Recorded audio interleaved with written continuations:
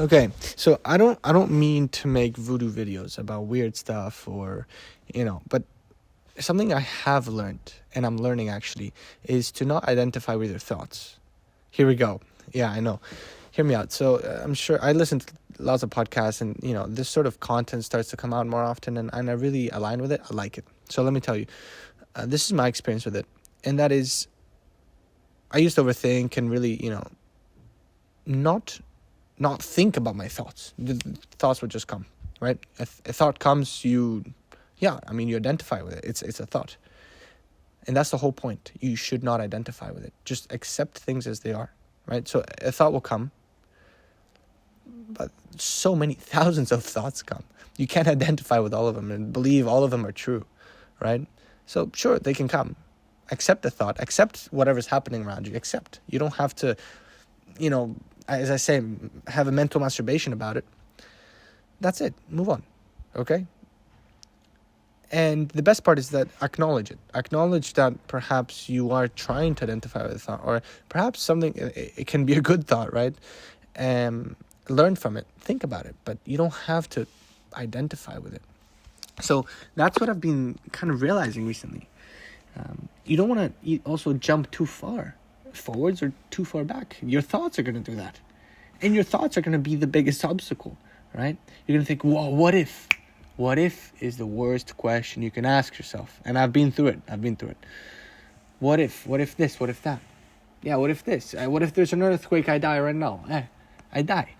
Right? So, what if? I could say, what if I'm on the couch and I don't move? Something can still happen with what ifs.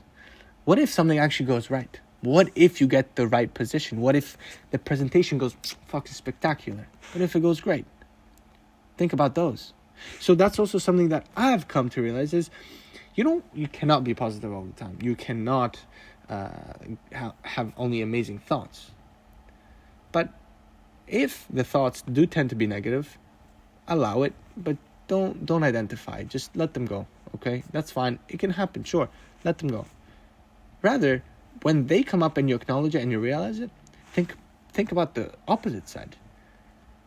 And try and feel it. Like, the presentation will go right.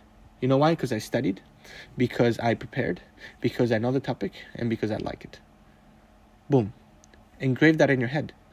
That's it. That's all you got to do. All you got to do is a big word. There's a lot more to it, but that's what I'm learning, right? It's really also a game about you versus you. And the best part about entrepreneurship that most people, including myself, never thought is that entrepreneurship is like, I want to say something like 90% about you.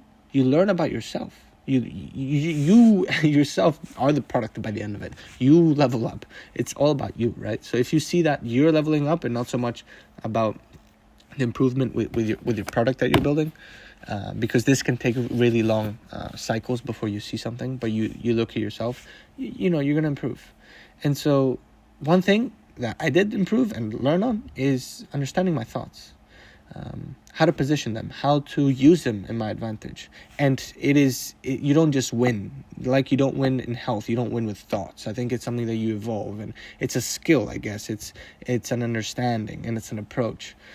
So let me know what you think about this approach. I think it's very interesting, and I'd love to hear your thoughts. And I'll see you next video. Thanks.